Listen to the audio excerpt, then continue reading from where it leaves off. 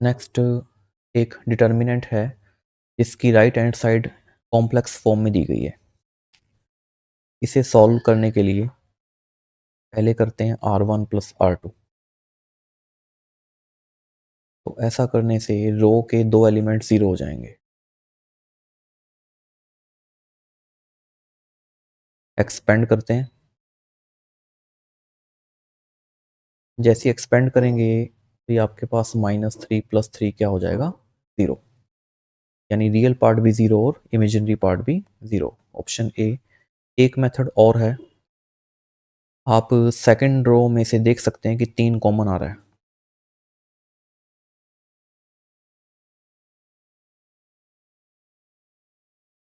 अब सेकंड और third column को हम एक जैसा बना सकते हैं। उसके लिए सेकंड कॉलम को मान लीजिए कि हमने आइटा से मल्टीप्लाई कर दिया, तो बाहर डिवाइड में आइटा लिख देंगे।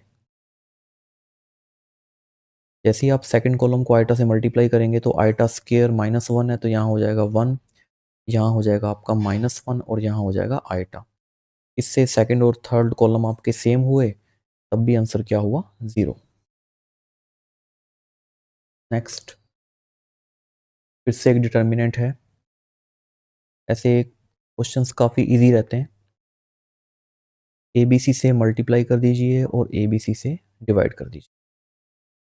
यानी जो डिवाइड करना है वो पहले कॉलम में करना है। तो जैसे ही पहले कॉलम में करेंगे तो अपॉन वाला जो A है वो कैंसिल होगा। ऐसा करने से फर्स्ट और जो थर्ड कॉलम है वो क्या हो गई, सेम हो गई, इसलिए इसका आंसर भी क्या हो गया, 0।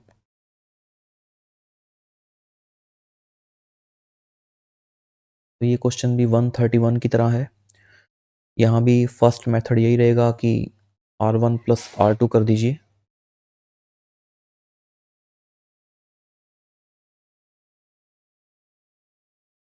तो बिल्कुल सेम वे में एक्सपेंड कर दीजिए।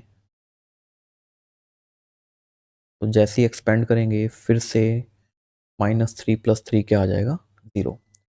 सेकंड मेथड यहाँ भी यही है, जो वहाँ लगाया था वही यहाँ लगा सकते हैं। सेकंड कॉलम में से 3 कॉमन ले लीजिए आप, बिल्कुल पहले की तरह। तो यहाँ आपके पास बचेगा माइनस आइटा, आइटा और 1। अब फिर से सेकंड कॉलम को आइटा से मल्टीप्लाई कर दीजिए, तो बाहर हम आइटा का डिवाइड कर देंगे। तो ये फिर से बनेगा 1 -1 और ये आइटा, यानी आपके सेकंड और थर्ड कॉलम क्या हो गए, सेम। इसका आंसर भी, इस मेथड से आंसर भी क्या आएगा, 0। नेक्स्ट एक कॉम्प्लेक्स नंबर गिवन है, इसकी वैल्यू निकालनी है। अब देखिए, कॉम्प्लेक्स नंबर को सॉल्व करने से पहले हमें उसकी नेचर को चेक करना है। यहाँ ये इस मैट्रिक्स से बना हुआ है वो हर्मिशियन है। अब ये कैसे चेक होगा, कोई भी मैट्रिक्स है, आप यदि पहले उसका ट्रांसपोज फाइंड करें और फिर ट्रांसपोज का क्या करें, कॉन्जुगेट, तो इस तरह से जो मैट्रिक्स बनती है उसे हम बोलते हैं ट्रेंजुगेट।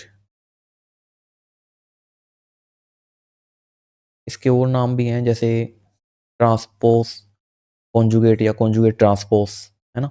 और इसका जो सिंबल है वो यूजुअली बुक्स में A* लिखा होता है या कई बार कुछ और भी लिखा होता है।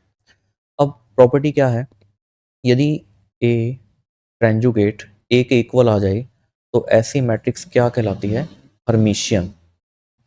अब यहाँ आप देख सकते हैं कि पहली रो को अगर आप कॉलम में लिखें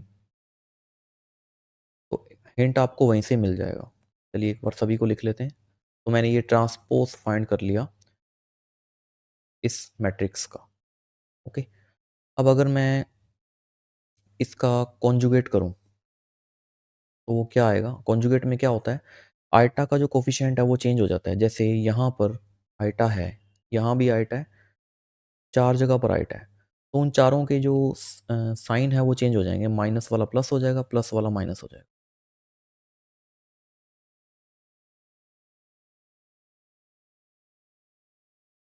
अब आप देख सकते हैं कि ये जो मैट्रिक्स है, ये जो गिवन मैट्रिक्स है उसी के जैसी है। इसलिए हमने प्रूव कर दिया कि ये क्या है, हर्मिशियन है। अब हर्मिशियन मैट्रिक्स की खास बात क्या है कि उसका जो सॉल्यूशन है, डिटर्मिनेंट है, वो हमेशा एक रियल नंबर होता है। यहाँ जो तीनों ऑप्शन हैं वो प्योरली कॉम्प्लेक्स या इमेजिनरी फॉर्म में है। ठीक। अब आप देख सकते हैं कि ये तो कॉम्प्लेक्स है, ए ऑप्शन, सी भी कॉम्प्लेक्स है, सी इमेजिनरी है जिसमें कि रियल पार्ट क्या है, जीरो है। इमेजिनरी भी कॉम्प्लेक्स ही होता है। अब तीनों में से रियल तो कोई भी नहीं है, इसलिए ऑप्शन क्या हो जाएगी, नन ऑफ दीज।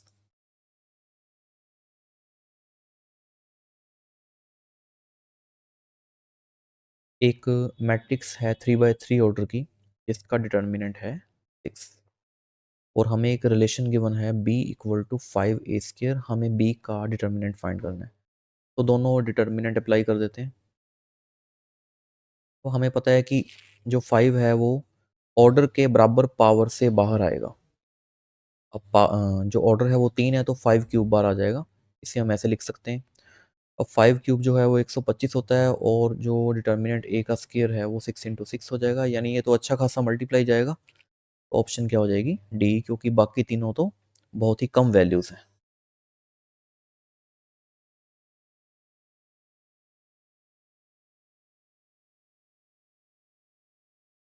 तो अगेन एक 3 ऑर्डर की डिटर्मिनेंट है जिसका सोल्यूशन फाइंड करना है।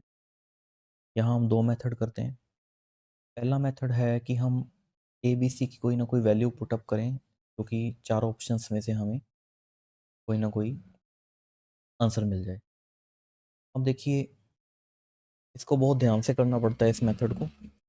मान लीजिए कि पहली प्रेफरेंस 0 हो।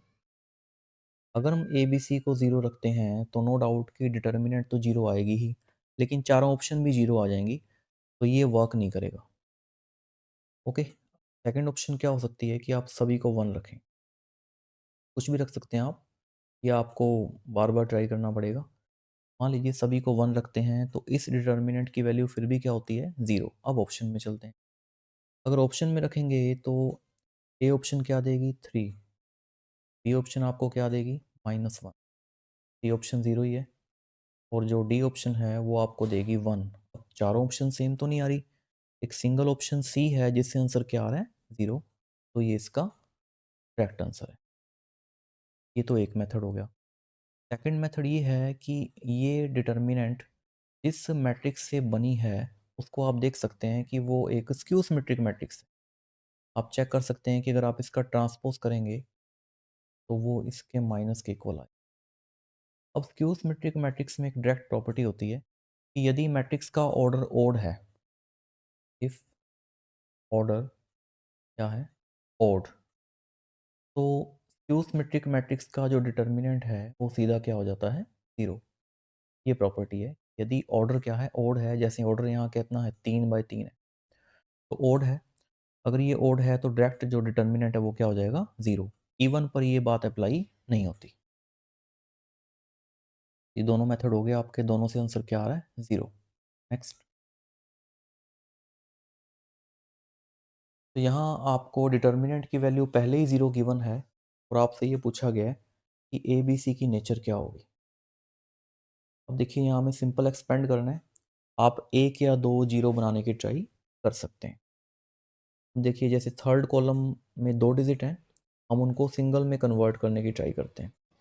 इसके लिए आप C3 में से C1 और C2 को माइनस करके और फिर से माइनस कर सकते हैं। ठीक? ऐसा करने से क्या होगा, जो चेंज आएगा वो किस में आएगा, C3 में आएगा। और कैसा चेंज होगा, 0 0 और -1। ठीक, आप देख सकते हैं कि तीसरे कॉलम में से पहले और दूसरे को माइनस करके फिर माइनस किया। अब एक्सपेंशन बहुत इजी है, कर देते हैं थर्ड कॉलम के लिए। तो उसके अकॉर्डिंग ये हो जाएगा आपका ए सी माइनस बी स्केयर, और आपको पता है इक्वल टू 0 गिवन है, तो बी स्केयर इक्वल टू क्या आ गया। अब आप ये जानते हैं कि ये किसकी प्रॉपर्टी है, जीपी की। प्रॉपर्टी क्या होती है यहाँ, अगर 3 नंबर एपी में है तो एपी में क्या प्रॉपर्टी होती है, 2b equal to A plus C. ठीक। अगर 3 नंबर जीपी में है तो ये आंसर अभी आया हुआ है, बी स्क्वायर इक्वल टू क्या होता है, ए सी। और अगर एचपी में है तो ये होता है 2/b equal to 1/a/1 + c। अगर आपको नहीं पता तो आप इसे नोट कर सकते हैं। एक थियोरेटिकल क्वेश्चन है, लैंग्वेज पढ़ते हैं इसकी। इन ए थर्ड ऑर्डर डिटर्मिनेंट, यानी हमें एक 3 ऑर्डर की डिटर्मिनेंट गिवन है। क्या नेचर है उसकी? Each element of the first column consist of sum of 2 terms, यानी जो पहला कॉलम है उसके हर टर्म में, हर एलिमेंट में 2 टर्म्स हैं। जैसे एग्जांपल के लिए k1 + k2, ऐसे ही यहाँ भी और ऐसे ही यहाँ भी। नेक्स्ट लिखा है each element of second column consist of 3 terms. Second column के हर एलिमेंट में 3 टर्म्स हैं, k3 k4 k5, इस टाइप से। यहाँ भी 3 है, यहाँ भी 3 है। ऐसे ही फोर्थ में मान लीजिए कुछ भी लिख लीजिए आप। ऐसे ही यहाँ भी 4 है, यहाँ भी 4। क्वेश्चन ये पूछा गया है कि अगर इनको डिकम्पोज किया जाए इस डिटर्मिनेंट को, तो डिकम्पोज होने के बाद टोटल नंबर ऑफ डिटर्मिनेंट कितनी बनेगी। तो इसके लिए एक सिंपल सा फॉर्मूला है, कैसे काम करेगा। Number of terms in column 1 into number of terms in column C2 into number of terms in column C3। अब यहाँ फर्स्ट कॉलम में जो एलिमेंट्स हैं, सॉरी, एलिमेंट के अंदर टर्म्स कितनी है 2, और सेकंड कॉलम के हर एलिमेंट में टर्म्स कितनी है 3, और थर्ड में है 4। तो इस तरह से हमारा आंसर क्या हो जाएगा 24। फिर से एक डिटर्मिनेंट की वैल्यू 0 गिवन है, तो ये एक स्टैंडर्ड रिजल्ट है। आप इसको याद कर लीजिए, अलग से लिख लीजिए कहीं, जैसे ये है। तो इसका रिजल्ट जो है वो आप याद कर लीजिए कि 2 फैक्टर्स होंगे। पहले फैक्टर में ओनली होगा ABC, और दूसरे फैक्टर में होगा 1 + 1/a + 1/b + 1/c। इसको आपने याद करना है। अब इक्वल टू में क्या गिवन है 0। अब आपको पता है कि ABC नॉट इक्वल टू 0 दिया गया है, तो 0 कौन होगा 1/a + 1/b + 1/c + 1। तो यहाँ से 1/a + 1/b + c की वैल्यू क्या आ जाएगी -1। ए या सी ऑप्शन दोनों -1। एक डिटर्मिनेंट की वैल्यू 0 गिवन है और हमें लैम्डा की वैल्यू फाइंड कर सॉल्व करते हैं। तो पहले कॉलम में ए कॉमन आ रहा है, दूसरे में बी और तीसरे में सी, और ओवरऑल भी ए बी सी कॉमन आ रहा है। तो क्या बचेगा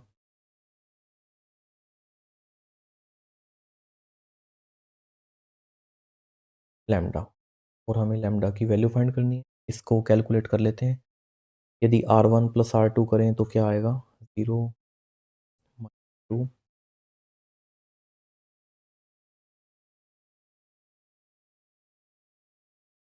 ए बी सी को छोड़ देते हैं क्योंकि हमें लैम्डा फाइंड करना है। सॉल्व करते हैं इसे। ये आपका आएगा -2 1 + इक्वल्स टू 0। लैम्डा आपका आ गया 4।